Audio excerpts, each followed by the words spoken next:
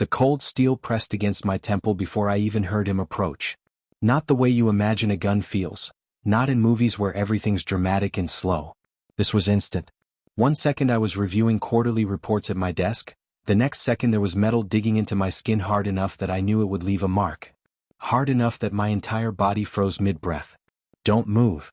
His voice came from behind me. Come. Almost bored. Like he was asking me to pass the salt instead of deciding whether I'd see tomorrow. Don't scream. Don't do anything stupid. My hands were still on my keyboard. Fingers suspended over the keys. I'd been typing an email to the Singapore office about projected earnings. The cursor blinked on the screen. Waiting. Like my life was waiting to see which direction this would go. The office was empty. Of course it was empty. It was 11 p.m. on a Thursday and everyone else had gone home hours ago. Just me and my terrible habit of staying late to avoid thinking about anything except work. Just me and whatever this was about to become. Who? I started. I said don't talk. The gun pressed harder. I felt the circle of metal imprinting itself into my skin. Felt my pulse hammering against it. You know why I'm here. But I didn't.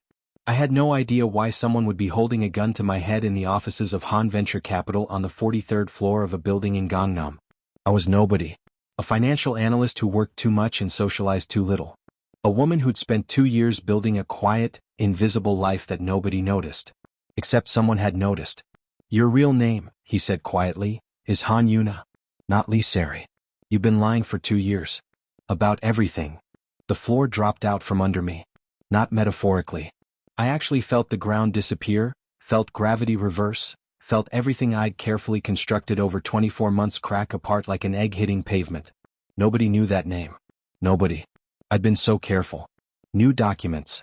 New credentials. Knew everything. Lee Seri had a perfect history, university records, employment background, references that checked out because I'd made sure they checked out. Han Yuna had died the day my father's body was found in his prison cell with official cause of death listed as heart attack. I don't know what you're talking about, I whispered. Liar. He grabbed my hair. Yanked my head back so I was staring at the ceiling. The fluorescent lights burned into my eyes. Your father was Han Kyung-min. Owned Kyung-min Shipping. Laundered money for Park Miho's organization for 5 years before the police caught him. He died in detention 3 years ago. You disappeared 2 weeks later. Changed your name. Your face. Your entire life. Each word landed like a physical blow. And you thought, he continued, voice still terrifyingly calm, that you could just walk away. Start over. Pretend none of it happened. Pretend you weren't the reason everything fell apart. I wasn't, I didn't. You gave them the information. You're the reason they raided those warehouses. You're the reason Park Miho ended up in the Han River with 2 bullets in his skull. You're the reason his entire empire collapsed. The gun shifted. Pressed against the base of my skull now. And Park Juno, Miho's little brother, he's been looking for you for 3 years. Spent millions trying to find the girl who destroyed his family's business. And guess what? He found you. My vision was going dark at the edges. Not from the gun. From hyperventilating. From my lungs forgetting how to process oxygen. Please, I managed. I was just trying to survive. I didn't mean. Nobody means anything. But consequences don't care about intentions. He released my hair. Step back. Stand up. Slowly. Keep your hands where I can see them. I stood. Legs shaking so badly I had to grip the desk to stay upright. Turned around. The man holding the gun was younger than I expected. Maybe 30. Expensive suit. Handsome in that polished Seoul way, perfect hair, perfect skin, the look of someone who spent hours at the gym and knew exactly how good he looked. Nothing about him screamed criminal. He could have been any businessman in Gangnam.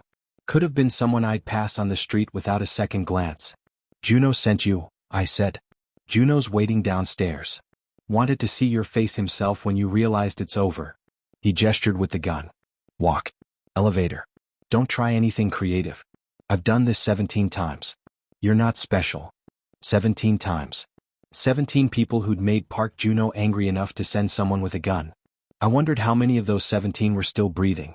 We walked through the dark office. Past empty cubicles where my colleagues sat during the day. Past the break room where I'd made coffee this morning like it was a normal Thursday. Past the conference room where I'd presented my analysis of the tech sector just yesterday. Everything looked different now. Like I was seeing it for the last time. Like my brain was cataloging details it knew I'd never see again. The elevator ride down felt eternal. 43 floors. The man with the gun stood behind me. I could see both of us in the reflective doors. Me in my work clothes, black slacks, white blouse, hair in a bun that was coming loose. Him perfectly composed. Gun steady. Professional. Can I ask you something? My voice came out stronger than I expected. No. Are you going to kill me? He didn't answer. Just watched the floor numbers descend. 35, 34, 33. Because if you are, I continued, I'd like to know. I'd like a few seconds to, I don't know. Think about my mother. Say goodbye in my head. Something. Your mother died when you were 8. Car accident. My adoptive mother. The woman who raised me. She thinks I work in finance. She thinks I'm building a normal life. She calls every Sunday to check on me. My throat was closing up. If I don't call her back on Sunday, she'll know something's wrong. She'll call the police. She'll grieve. Then she'll move on. That's what people do. The elevator reached the ground floor. The doors opened onto the building's lobby. Marble floors. Security desk that was empty because the night guard was probably making his rounds. Glass doors leading to the street. A black car waited outside. Engine running. Tinted windows. Get in, the man said. I looked at the car. At the street beyond it. At the city spread out in every direction, offering a million places to run and exactly 0 places to hide. If I ran, he'd shoot me. Probably in the back. Probably before I made it 10 steps. If I got in the car, I'd disappear. Become another missing person in a city of 10 million. Another woman who vanished and nobody knew why. I can't, I whispered. Yes, you can. 1 foot in front of the other. It's not complicated. I mean, I won't. You'll have to shoot me here. In front of the building. Cameras everywhere. Evidence. You'll go to prison. He actually smiled. You think Juno cares about cameras? About evidence? He owns half the police in this district. The footage will disappear. The investigation will go nowhere. Nobody will remember seeing anything. The smile disappeared. Get the car. The rear door opened. A man stepped out. Older than the one holding the gun. Maybe 45. Graying hair. Expensive suit that probably cost more than I made in a month. Face I'd seen in photos Jaiwoo had shown me during orientation. Photos of Seoul's major players, people to be careful around, people whose money came from places you didn't ask about. Park Juno. He looked at me the way you'd look at an insect. Mildly curious. Mostly annoyed that he had to deal with it personally. Han Yuna, he said. You're smaller than I expected. All this trouble from someone so tiny. I didn't respond. Couldn't. Do you know what you cost me? He walked closer. The man with the gun stepped aside but kept the weapon trained on me. My brother built something real. Something that mattered. He had reach. Influence. Power. And you destroyed it. Because what? Because he hurt your feelings? Because Daddy went to prison? Your brother, I heard myself say, bought and sold human beings. Girls. Children. He was a monster. Juno's hand moved faster than I could track. Slapped me hard enough that my head snapped sideways. Hard enough that I tasted blood. My brother was a businessman. What he sold, people wanted to buy. Supply and demand. Basic economics. You should understand that, working in finance. He grabbed my chin. Forced me to look at him. Your father was weak. Couldn't handle the pressure. Started stealing. Started making copies of files he had no business touching. Started thinking he could play both sides. And when I caught him, when I made it clear what happens to people who betray us, he still didn't talk. I'll give him that. Died with his mouth shut. The words hung in the air like smoke. You killed him, I said. The heart attack wasn't real. You had him murdered. I had him handled. There's a difference.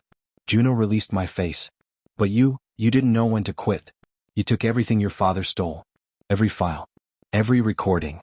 Every piece of evidence. And you sent it to the prosecutor. Destroyed 6 years of my brother's work in one anonymous package. Good. He hit me again. Harder this time. I went down. Knees hitting the marble floor with a crack that sent pain shooting up my thighs. You cost me everything, Juno said quietly. My brother. My organization. My reputation. 2 years rebuilding what you destroyed. 2 years finding you. And now I'm going to make you understand exactly what that cost feels like. He nodded to the man with the gun. Put her in the car. Take her to the warehouse. I'll be there in an hour. I want to enjoy my dinner first. Let her think about what's coming. Strong hands grabbed my arms. Pull me up. started dragging me toward the car. And then Director Han Jaiwa's voice cut through the lobby like a knife. That's far enough. Everyone froze. Jaiwa stood near the elevator bank. I hadn't even heard it arrive. Hadn't heard the doors open. He was in the same suit he'd worn to our 4 p.m. meeting. Tie loosened. Sleeves rolled up. Looking exhausted and angry and somehow still in complete control. Director Han. Juno's tone shifted. Became cordial. Professional. This doesn't concern you. Business matter. Personal issue with an employee. She's my employee. That makes it my concern. Jaiwa walked forward. Not aggressive. Just purposeful. Let her go. Can't do that. She has debts to pay. Family matters. She has no family. According to her employment records, Lee Seri is an only child. Parents deceased. No living relatives. Jaiwa stopped about 10 feet away. Close enough to be heard clearly. Far enough to stay out of immediate danger. Which means whatever you think she owes you has nothing to do with her current identity. Juno smiled. Playing lawyer now. That's cute. But I have lawyers too. Better ones. And they tell me that fraud, identity fraud, credential fraud, document fraud, those are crimes. Serious crimes. The kind that get people deported, arrested, destroyed. They also tell me that blackmail, assault, and attempted kidnapping are crimes too. Worse crimes. The kind that get people like you sent to prison. Jaiwa pulled out his phone. I've been recording this entire conversation. Audio and video. Building security cameras caught everything. I've already sent copies to 3 different locations. If anything happens to me, to her, to anyone, it all goes to the prosecutor. The man with the gun shifted. Looked at Juno for direction. You're bluffing, Juno said. Am I? Jaiwa held up his phone. Played back the last 30 seconds. Juno's voice came through clearly. Put her in the car. Take her to the warehouse. Juno's expression hardened. Delete that. No. I can make your life very difficult, Director Han. I have connections, resources. I can destroy your company. Ruin your reputation. Make sure you never work in this city again. You probably could. If I gave you time. Jaiwa stepped closer. But I'm not giving you time. You're going to leave. Now, take your associate with the gun. Get in your car. Drive away. And you're never going to contact Lee Seri again. You're not going to threaten her. You're not going to investigate her. You're going to pretend she doesn't exist. Or what? Or I release this recording. Along with about 6 months' worth of surveillance I've been conducting on your operations. Financial transactions. Communication intercepts. Meetings with people you probably don't want publicly associated with your name. Jaiwa's voice dropped lower. I've been watching you, Juno. Closely. Because I don't like it when criminals try to infiltrate my business. And I especially don't like it when they threaten my employees. Silence. Heavy. Dangerous. Juno looked at me. At Jaiwa. Back to me. This isn't over, he said quietly. Yes, it is. Jaiwa moved to stand beside me. Not touching. Just present. Walk away. While you still can. For 10 seconds nobody moved. The man with the gun looked ready to start shooting. Juno looked ready to give the order. The entire lobby felt like it was holding its breath. Then Juno smiled. You've made a powerful enemy today, Director Han. I've had powerful enemies before. I'm still here. Juno got in his car. The man with the gun followed. The engine revved. They drove away into Seoul's nighttime traffic. The moment they were gone, my legs gave out. I sat down hard on the marble floor. Started shaking. Not crying, not yet. Just shaking like my body was finally allowed to process what had just happened. Jaiwa sat down beside me. Right there on the floor of the lobby in his expensive suit like it was perfectly normal. You okay? He asked. No. Not even a little bit. My voice was shaking too. Everything was shaking. How did you know? Security alert. Someone entered the building using an executive override code.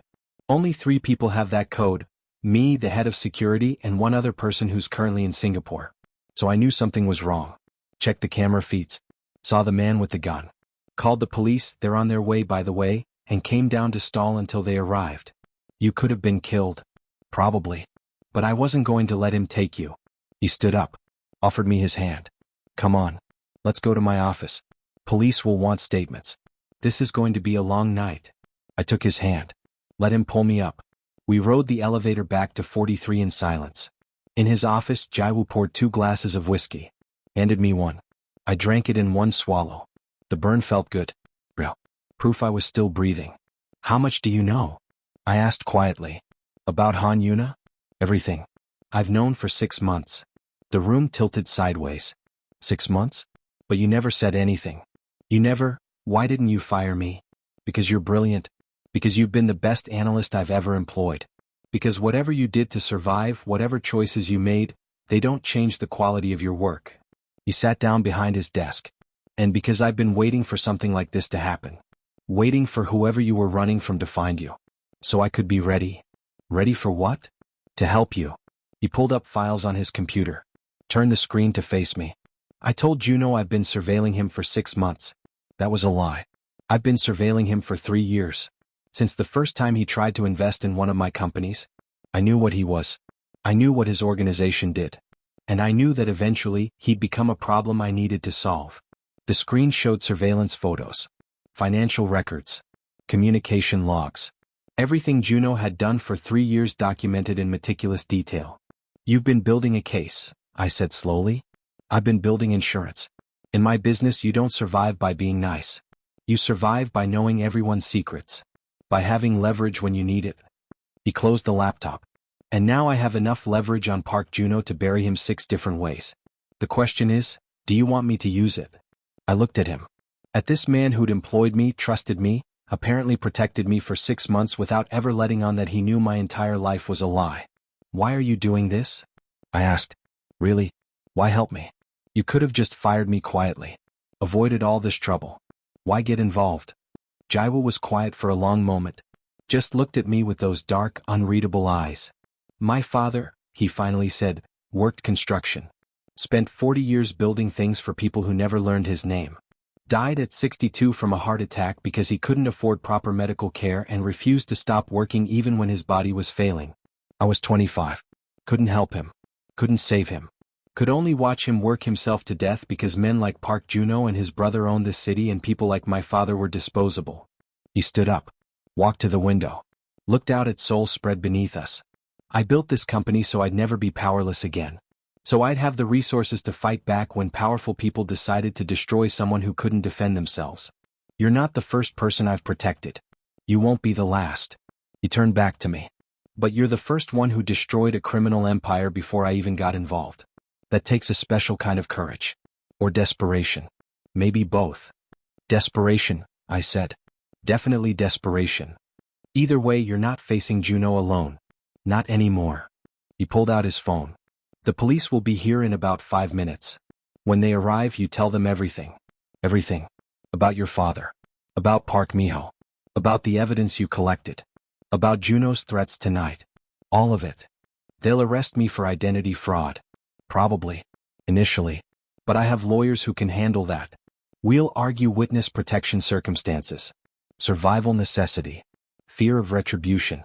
It's all defensible. His expression hardened. What's not defensible is what Juno did tonight. Assault. Attempted kidnapping. Making terroristic threats. That's real prison time. If we play this right, we can trade your testimony against him for immunity on the identity charges. You've thought this through. I've been thinking about it for 6 months. Since the day I figured out who you really were and started planning for exactly this scenario. The elevator dinged. Voices in the hallway. Police. Finally. Last chance, Jaiwo said quietly. You can still run. I'll tell the police you left before they arrived. Give you a head start.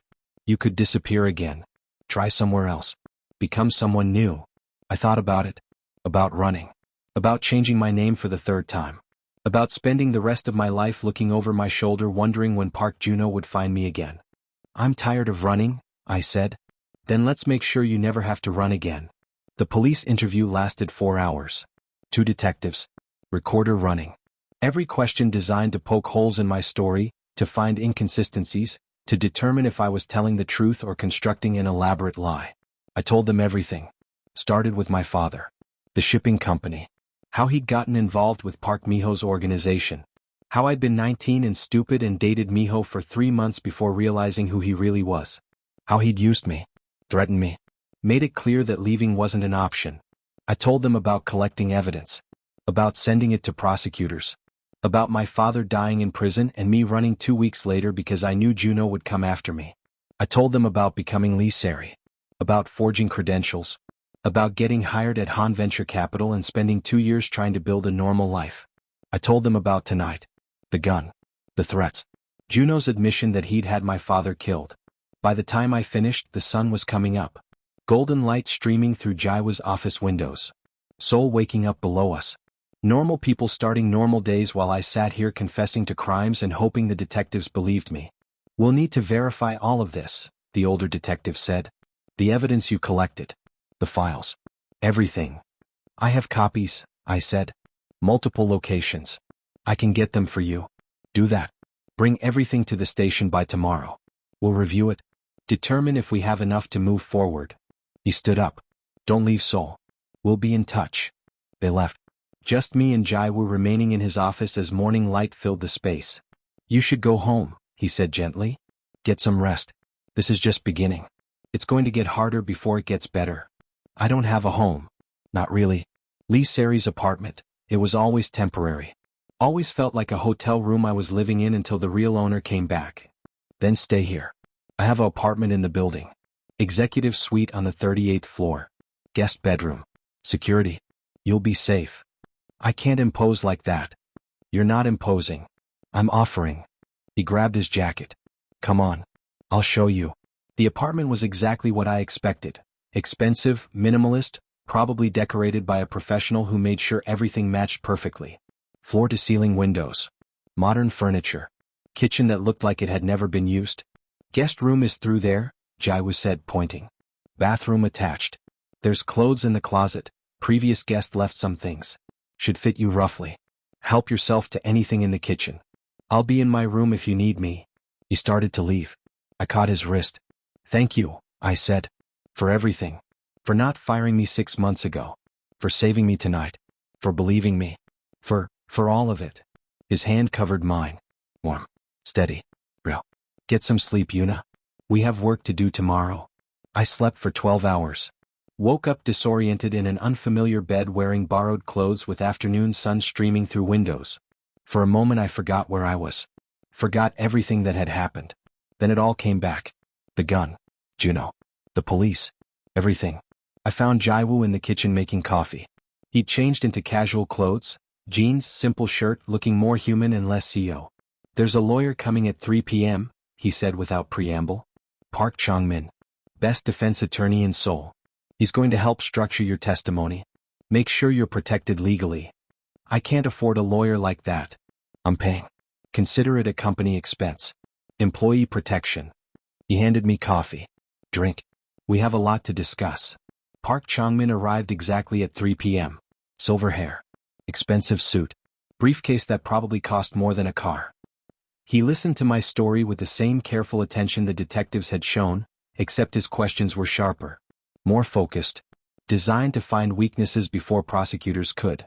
Your identity fraud is a problem, he said bluntly. But defensible.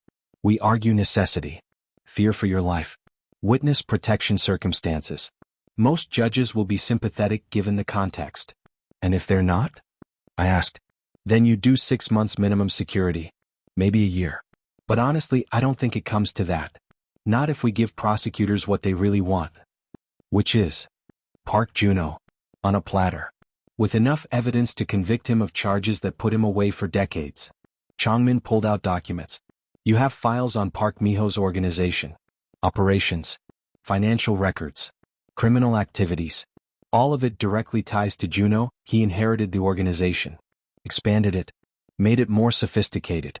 If we can connect those historical records to Juno's current operations, we build a RICO case. Racketeering. Money laundering. Maybe even murder if we can prove he ordered your father killed. I can't prove that. He admitted it to me, but that's hearsay. We'll work around it. Focus on what we can prove. Financial crimes. The assault and kidnapping attempt from last night. Build layers. Make the case so strong that prosecutors offer you full immunity in exchange for testimony. How long does this take? Months. Maybe a year. These cases are complex. But Jaiwoo tells me you're patient. That you spent 3 years collecting evidence on Park Miho before making your move. So you understand playing the long game. I looked at Jaiwoo. He was standing by the window. Watching the city. Not watching me. What do you get out of this? I asked him. Really? Why invest this much time, money, resources into protecting me? He turned. I told you. I don't like it when powerful people think they can destroy whoever they want without consequences. That's not the whole answer. No, he admitted. It's not. The whole answer is that 6 months ago when I figured out who you were, I had a choice. Fire you, protect my company, avoid complications. Or help you. And I thought about my father. About how nobody helped him when he needed it. About how he died thinking the system was designed to crush people like him. And I decided I didn't want to be part of that system. I wanted to be the exception. That's idealistic. I'm an idealist who happens to be very good at business. Dangerous combination. He smiled slightly. Besides, you're worth protecting. You're brilliant. You work harder than anyone I've ever employed. You've saved this company millions in bad investments. You deserve a chance to build a real life. Not running. Not hiding. Just living. Something in my chest cracked open. Some wall I'd built 2 years ago when I became Lee Seri. When I decided that caring about people was too dangerous. That letting anyone close meant giving them power to hurt me. I don't know how to do this, I whispered. Trust people. Let them help me. I've been alone for so long. Then it's time to learn. You're not alone anymore. Whether you want to be or not. Jaiwoo walked over. Sat down beside me. We're going to take down Park Juno. Together. And then you're going to build the life you should have had before criminals and corruption took it away. Deal? I looked at this man who'd saved me. Who'd protected me. Who was offering me something I'd thought was impossible. A future that wasn't built on lies. Deal? I said. The next 6 months were brutal. Changmin built the case with the precision of a surgeon. Every piece of evidence reviewed. Every testimony rehearsed.